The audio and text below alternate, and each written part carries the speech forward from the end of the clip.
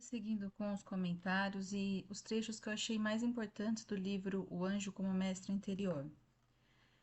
Esse é um tema pequeno, então ele ficou aqui nesses vídeos aleatórios. São os gemidos inefáveis, gemidos inexprimíveis.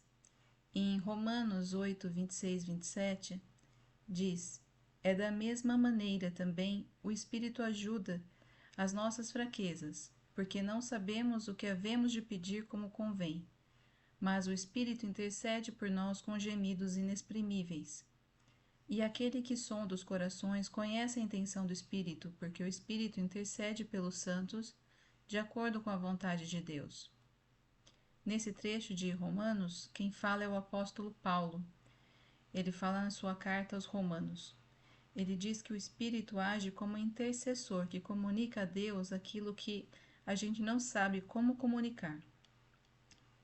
Clarice Lispector, em um de seus livros, ela tem uma citação, um trechinho que fala sobre isso. Eu achei esse trecho num vídeo da internet, no YouTube, sobre o livro As Palavras, de quem fez a curadoria foi o Roberto Correia dos Santos, que são várias citações tiradas dos livros de Clarice. Então diz assim: Chamo Deus como ele quer ser chamado. É assim: eu abro a boca e, como modo de chamá-lo, deixo sair de mim um som. Esse som é simples e tem a ver com o sopro vital. O som limita-se a ser apenas o seguinte: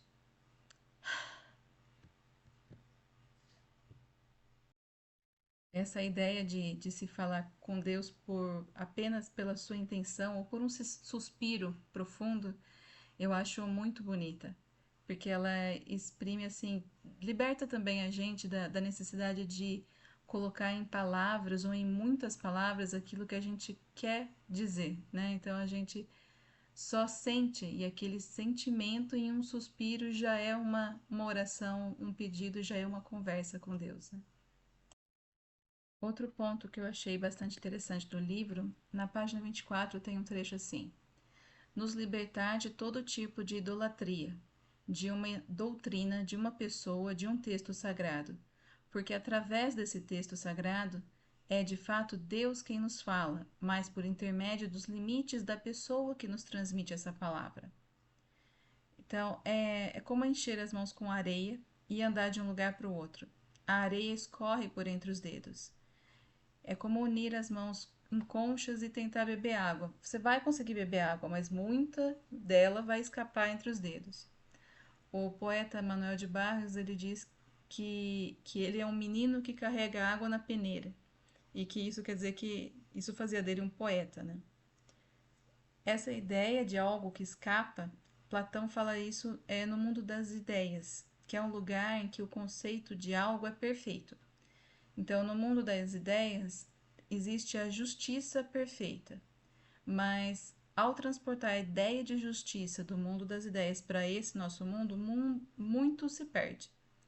E é o que temos aqui, é algo que é objetivo ou perfeito, mas que ainda é imperfeito. Então, é a imagem, é uma metáfora que eu faço também da minha profissão como escritora. Eu penso que escrever é isso de ter uma ideia perfeita, ali no mundo das ideias. Mas ao transportar essa ideia daquele mundo para esse, do mundo das ideias perfeitas, para o papel, fica apenas uma parte, ou mais geral. E os detalhes, eles desaparecem. É como quando a gente tem uma ideia brilhante logo ao acordar, mas quando vai escrever sobre ela, percebe que falta alguma coisa, tem alguns buracos, que falta lógica, ou que a argumentação está meio rasa, né? Então, ainda sobre esse conceito, tem uma tela muito famosa de um artista desconhecido e que apareceu em um livro do Flammarion. Na imagem, a pessoa está ajoelhada em um sinal de humildade e ela descobre um universo além do nosso. Então, para mim, aquele universo que ela descobre é o mundo das ideias, que ele é maior e mais perfeito e do qual a gente aqui, o nosso universo aqui, é só um reflexo bem pobre, né? Um outro ponto, na página 33, tem um trecho assim: outras vezes podemos sentir em nossos corpos o estado atual da Terra. Podemos sofrer com as árvores, com o nosso meio ambiente, que é tão maltratado. Não é loucura nem são assombrações. Pode ser apenas o sinal de uma grande sensibilidade. Eu acho, e isso é meu pensamento, assim, sou eu delirando sobre esse trecho, que talvez o sofrimento da nossa geração pode ser esse reflexo do sofrimento do planeta Terra, né? Hoje em dia tem tanta gente com depressão, tem tanta gente com extremismo de medo que leva a esse extremismo de ódio. E eu acho que isso pode ser reflexo do nosso planeta que está doente, dessas calotas polares que estão derretendo, do clima que está mudando, perdendo muito do equilíbrio. Uma hora está muito quente, outra hora está muito frio. É essa doença que a Terra está passando, o planeta. Eu acho que deve ter algum tipo de vibração que a gente sente e que desequilibra a gente também. É mais ou menos é, quando os animais sentem um terremoto. Antes do terremoto acontecer, eles já ficam em pânico, né? Então acho que pode estar acontecendo isso. Um outro ponto é o tópico que eu chamei assim de o mestre versus o charlatão, que ele fala no livro, eu achei bem interessante. Na página 51, ele diz: o objetivo é despertar em nós a essência da vida. O objetivo do mestre exterior é nos despertar para essa presença. Na Epístola de São João está escrito: não precisais de mais que vos ensinem. O Espírito Santo é quem vos ensinará todas as coisas. Na página 53 está escrito também: um verdadeiro mestre espiritual nunca impõe a ninguém o seu modo de estabelecer uma relação com o absoluto. Ele nos ajuda a descobrir a nossa própria maneira de entrarmos em relação com o absoluto. E durante o livro ele também diz, né, que a tarefa do mestre não é limitar a outra pessoa que está escutando ele, mas sim levar ela até um certo ponto da caminhada, depois deixar ela livre, né? Então eu acho que é uma dica bem importante, porque se você está chamando uma outra pessoa de mestre, presta muita atenção se essa pessoa não está te prendendo, se ela não te enche de cursos, de adivinhação, de coisas que você precisa fazer, de coisas que você precisa pagar, de coisas que você precisa seguir ela, porque tudo isso indica fortemente que essa pessoa não é um mestre, mas sim um charlatão, né? Então esse ponto também achei bastante interessante. Outro ponto, e agora é uma curiosidade bem grande que eu coloco aqui no meio, é uma sincronicidade e a história de Adão e Eva. A sincronicidade é a seguinte: na página 59 do livro se fala sobre o mestre das sincronicidades, que é quando a nossa dimensão mais profunda aparece em pequenos fatos da nossa vida. E ele cita Jung e o termo unus mundus. Na página 100, ele fala em florescer. A tarefa do homem é de florescer sem porquê.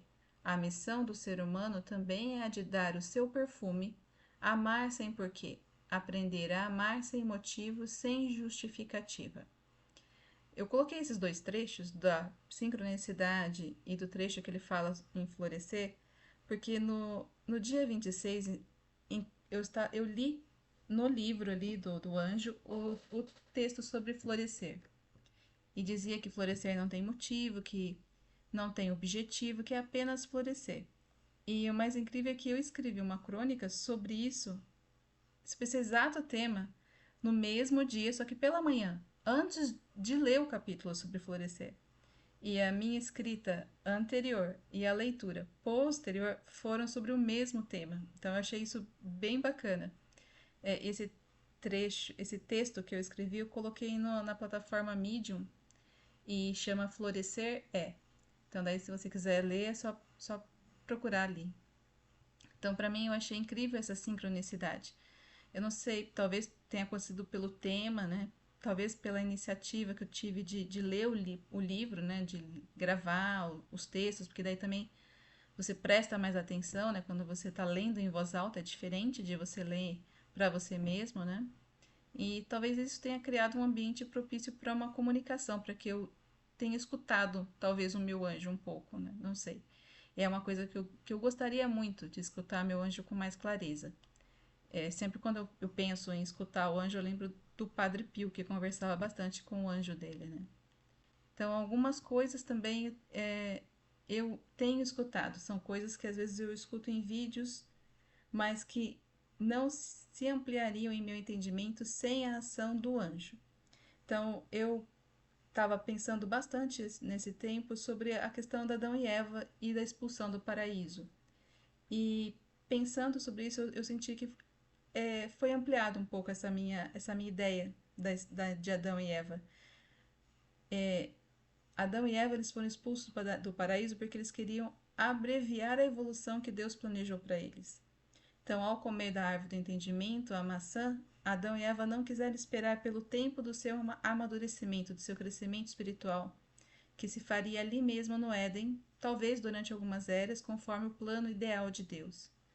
A serpente convenceu Adão e Eva de que havia um atalho, mas o atalho é sempre falho. É como a leitura dinâmica, em que se perdem detalhes importantes, detalhes que Deus não poderia deixar que a humanidade perdesse. Assim, depois de escolherem o atalho, não restava a Deus outra opção a não ser ensinar a eles sobre os detalhes. Por isso, Adão e Eva tiveram que sair do paraíso. Ter um corpo de carne, envolvê-los, ter sua essência dividida milhões de vezes a cada filho, a cada geração, pois somente assim, partidos e mais pesados, eles aprenderiam os detalhes que eles escolheram ignorar. Apenas por essa aprendizagem é que seria possível uma evolução plena. Então, somos todos nós, pequenas partes de Adão e Eva, partidas em cacos, para que cada célula aprenda sobre o que se tem que ser aprendido. Quando a aprendizagem estiver completa, as partes todas serão reunidas, completas, unas. Daí uma dúvida que eu perguntei para o meu anjo, por que a macieira? E daí eu pensei, poderia ser qualquer árvore, qualquer coisa, não é importante. No Gênesis diz: de toda a árvore do jardim você pode comer livremente, mas da árvore do conhecimento do bem e do mal você não deve comer, porque no dia em que dela comer você certamente morrerá. Satanás sabia que essa seria uma das árvores que abreviariam o caminho da humanidade, deixando a humanidade um pouco mais avançada, mas ainda muito longe de ser perfeita. Porque essa árvore estaria ali, então, no jardim, se ela poderia causar tanto mal, causar a expulsão? A árvore estaria ali para nutrir o jardim como um todo, de uma forma ampla, constante e lenta. Talvez não fosse uma árvore, também a ideia da árvore é uma metáfora, poderia ser um pilar de energia, um pilar de luz. Era como um tratamento homeopático no caminho que levaria à perfeição. É o equivalente a se tomar um comprimido por dia para combater uma doença. Mas o que Adão e Eva fizeram foi tomar uma caixa inteira de uma só vez, em uma única e gigante dosagem. É o equivalente a uma intoxicação por dose excessiva. O remédio para agir precisa não apenas da substância ativa do medicamento, mas também do tempo de reação entre uma dose e outra. A cada pequena dose, o organismo reage e se fortalece. Com uma dose excessiva, o organismo entra em colapso e morre. Então, essa ideia da expulsão de Adão e Eva do paraíso, eu tive depois de ler o livro e parece que teve uma nova concepção sobre esse fato, né? Uma nova metáfora do que aconteceu. Então, eu achei bem interessante e como teve essa sincronicidade também, essa coincidência sobre o florescer, eu decidi também colocar aqui como comentário. Outro trecho importante do livro foi quando ele fala dos anjos nos textos bíblicos. E eu gostei bastante dessa parte, embora eu acho que tenha faltado a parte de Ezequiel, né, dos anjos que aparecem em Ezequiel e também do Apocalipse. No livro tem um bom resumo na página 95. Eu vou ler aqui. Como o profeta Elias, é possível que estejamos cansados de viver. Como Jó, talvez estejamos sendo colocados à prova no nosso corpo, no nosso coração ou no nosso espírito. Como Sara, é possível que nos sintamos demasiado gastos para ousarmos ter prazer. É nesse momento que devemos deixar vir até nós a presença do anjo, a presença daquele que é, uma presença infinitamente discreta, o silêncio de um sopro sutil, e respirar com ele, nos deixar habitar e refrescar por ele, ou nos deixar aquecer por ele, nos deixar iluminar, permanecer na sua calma, na sua compaixão, na sua claridade. Tem um trecho também na página 89. É importante se lembrar disso. Existe em nós uma presença que não desiste de nós. Qualquer que seja nosso cansaço e nosso desespero, essa presença procura nos tocar. Gostei muito do anjo de Elias, que trouxe comida para ele e depois diz para ele se levantar. E da ideia de que precisamos de algum alimento para nos animar. Um alimento, não só comida, mas uma leitura, uma boa conversa. Mais para frente no livro, na página 117, vai se falar sobre a cura, que a cura acontece quando olhamos para o que é luz em nós, para o que gostamos de fazer. Por exemplo, eu gosto de escrever e acho que a escrita é uma das minhas missões. Então, quando eu adoeço, mais assim, pensando psicologicamente, né? Se eu começo a escrever, eu sinto que eu melhoro. Então, passando por essa cura, também se fala no mal e nas provas pelas quais passamos na vida, né? E eu lembrei de uma história que o Chico Xavier contava, que uma vez, quando aconteceu algo ruim com ele, era uma coisa assim bem específica, como cair no chão e se machucar feio, ralar o joelho. Daí, quando aconteceu isso com ele, ele ia começar a xingar, porque a gente às vezes fala um palavrão nesses momentos, né? Como bateu o dedinho do pé no canto do móvel. Quando foi esse momento, o mentor espiritual dele apareceu e proibiu que ele falasse qualquer xingamento, que ele reclamasse qualquer mínima coisa. Daí o Chico obedeceu, né? Ficou quieto. E depois ele perguntou pro mentor por que tanto. Por que ele não podia falar nada, né? Reclamar. Daí o mentor disse pro Chico que ali perto estavam espíritos das trevas que queriam que o Chico xingasse, praguejasse, pois assim a energia do Chico ia baixar, ia ficar ruim a energia dele, e isso daria abertura para a ação do mal. E por vezes eu acredito nisso sim, que a gente pode escolher olhar para a luz em alguns momentos para evitar que a nossa energia fique baixa. E a nossa energia ficando baixa, a gente abre as portas para mais coisas ruins assim acontecerem. Não acontecerem fisicamente, talvez, assim, mas psicologicamente dentro da gente, né? Na página 115 tem outro trecho. O mal é o bem que ainda não adveio, que ainda não nasceu. O mal é o bem que ainda não adveio, que ainda não nasceu. Eu acho um pouco difícil pensar nisso quando a gente lembra dos grandes males, né? Como as tragédias, as guerras, como as coisas que aconteceram com Jó, por exemplo, né? Que relata na Bíblia. Mas talvez esse seja algum outro tipo de mal. E o que esteja se falando aqui sejam os males cotidianos da nossa vida, como esse do Chico, de tropeçar e ralar o joelho, alguma coisa assim. Mas talvez também seja isso mesmo que esteja sendo falado e falta muita compreensão espiritual para entender tudo isso, né? Na página 122 tem o trecho: a nossa tarefa é essa compreensão espiritual de tudo o que nos acontece. E no livro também diz que cada anjo traz uma qualidade de luz para melhorar, né, a gente. Que o anjo é um ponto de luz de perfeição que podemos olhar para esse ponto, para esse anjo e elevar nosso pensamento e tentar subir um degrau a mais.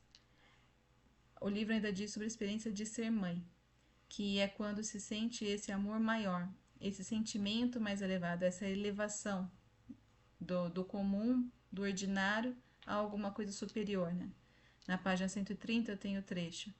Penso que todas as mães que deram à luz um filho fizeram a experiência desse poder, dessa força que nos pode atravessar e que está em nós, e ao mesmo tempo nos supera infinitamente.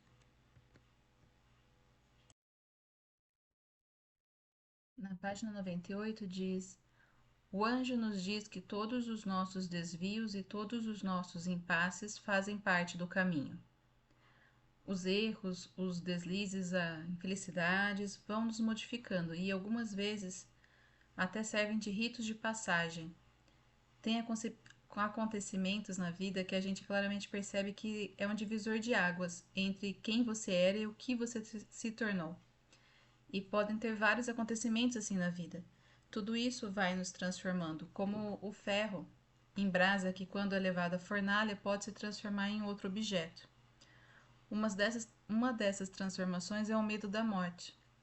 Na página 105 diz: o sinal que descemos até as profundezas do ser é quando já não mais temos medo da morte.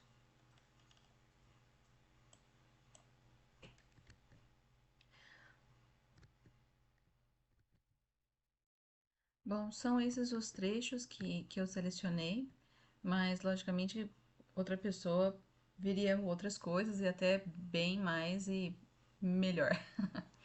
Eu queria terminar com a leitura de um poema. É do Fernando Pessoa e chama Eros e Psique. Conta a lenda que dormia uma princesa encantada, a quem só despertaria um infante que viria de além do muro da estrada.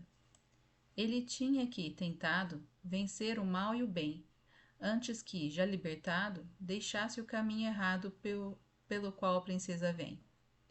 A princesa adormecida se espera, dormindo espera. Sonha em morte a sua vida, e orna-lhe a fronte esquecida, verde uma grinalda de era. Longe o infante esforçado, sem saber que intuito tem, rompe o caminho fadado. Ele dela é ignorado, ela para ele é ninguém. Mas cada um cumpre o destino, ela dormindo encantada, ele buscando o assentino, pelo processo divino que faz existir a estrada. E, se bem que seja obscuro tudo pela estrada fora, e falso, ele vem seguro, e vencendo estrada e muro, chega onde em sono ela mora. E, ainda tonto do que houvera, a cabeça em maresia, ergue a mão e encontra era, e vê que ele mesmo era a princesa que dormia.